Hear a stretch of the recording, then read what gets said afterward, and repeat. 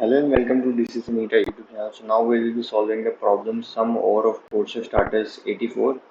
So now the problem was we are given a number n and we are given 3 and now we need to find the number of triplets like x, y, z such that they should be non-zero and none of them should be equal to n, and the sum of all the numbers should be equal to n and the over of all the numbers is n. So we need to print the number of triplets modulo 10 is to the power 9 plus 7. So if our n is 7, now consider a case when our n is 7, now consider it n in binary format, then only we can you know jump on to our results.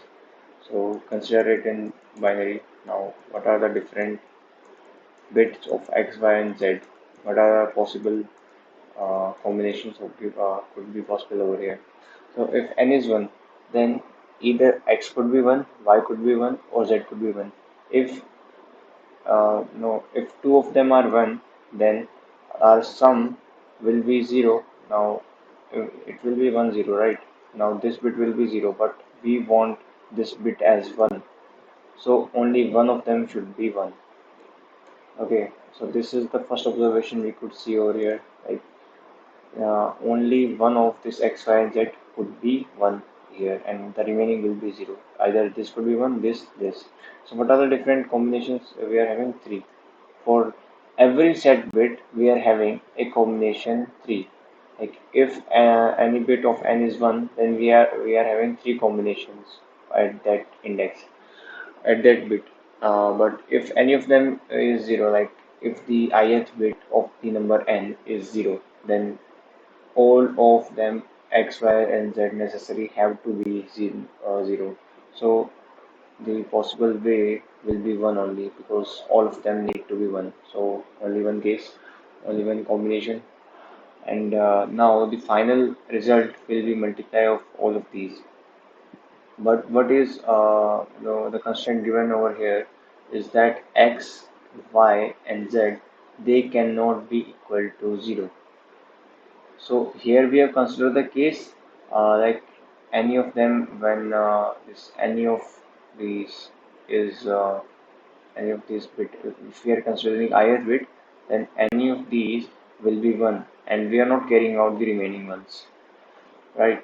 So it could be possible that if x is 0 and this is the case, right? This case we have also considered, right? But we can see it is not possible because x is 0 over here. So we need to subtract this case. Similarly, it is also possible that y is 0, and it is also possible that when z is 0. So here x could be any, as x could have any number of combination of bits. Here x and y could have any combination of bits, but like how many combinations do we need to subtract here? Now, first of all, jumping to the case of x when x is 0. Now here x is 0, so one way only. There's only one way when x will be 0. But when y is when y is non-zero, what are the different cases over here we have considered? Like this, if you're considering the ith bit, then this is x. This x will be 0, right? And among these two, any of them could be 1. Any one of them will be 1, not all, both of them, because x is already 0. So any one of them needs to be 1. So here two cases, here two cases, here two cases. Again, here if you consider this, then these remaining x and y will have 2 to power n combinations. So here we need to subtract 2 to power n, here we need to subtract 2 to power n, and again here we need to subtract 2 to power n, because here z is 0 and x and y could have any possible combination. Okay, any possible combination x and y could have when z is 0. It might be 0, right?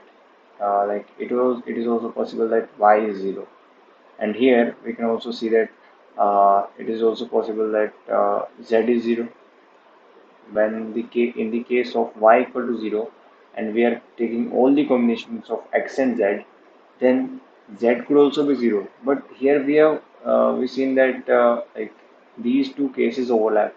Like here we are separating this case, here again we are separating this case, right?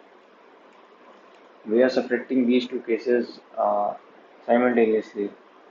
So we need to add one, like when this condition will occur, like when all the times when it occurs, like in the case of yz, in the case of xy, and in the case of xz. In these three cases, we are subtracting it one more time, so we need to add one here, right? So now our answer is complete. Now we just prove the inclusion principle, and our formula that was 3 to power n. First we have subtracted 2 to power n from it three times. Then we have added 1 three times. So our formula is 3 to power n minus 2 to power n into 3 plus 3. So this is the formula. Now we just need to apply this formula uh, where n here, n is the number of set bits, n is the set bits. So first we calculate the set bits, then apply this formula and print our answer. But the answer should be given modulo 10 is to power 9 plus 7. Okay, we need to make sure that in this condition. So what could we do? We cannot do simply subtraction or addition. Like, this constraint can be huge. So first we need to take subtraction modulo, addition modulo, and multiplication modulo, right? First we can calculate 3 to power n, 2 to power n, and then we can first we need to take their modulo, then multiply with the other number, then again take the modulo. So we need to take modulo simultaneously.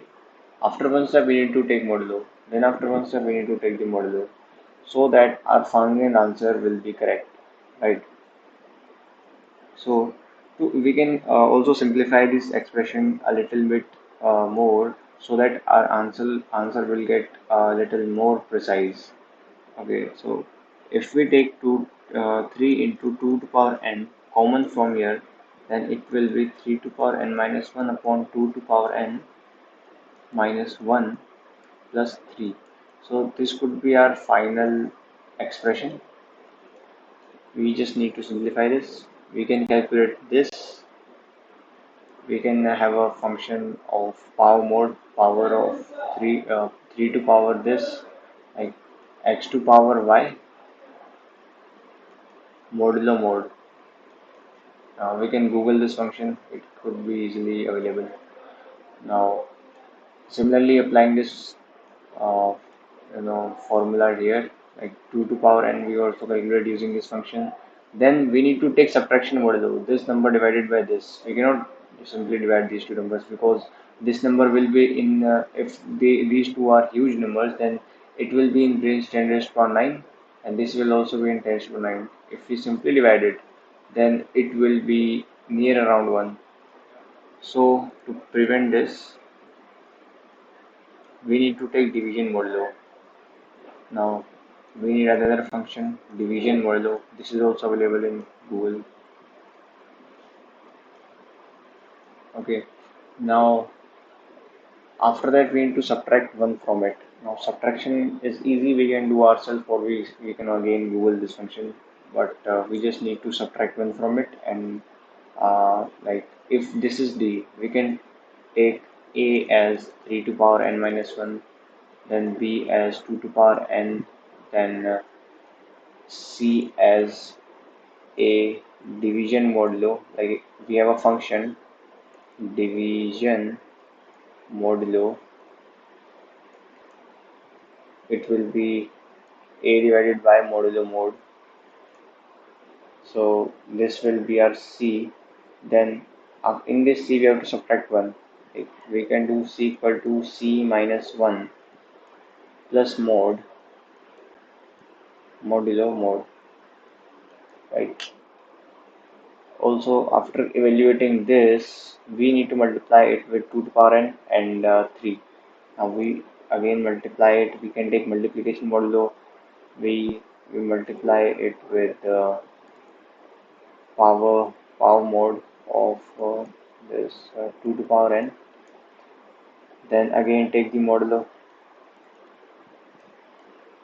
Then again we need to multiply c with 3. Then again we need to take the modulo. Now at last only we need to subtract 3. Then finally taking the modulo will give us the correct answer. So also I will show the code to you. This is the code. Like whatever I have written is given over here. Like I have taken two variables a, b, then division modulo. This division modulo just I took from Google, so it is easily available in GFG. You can copy from there also.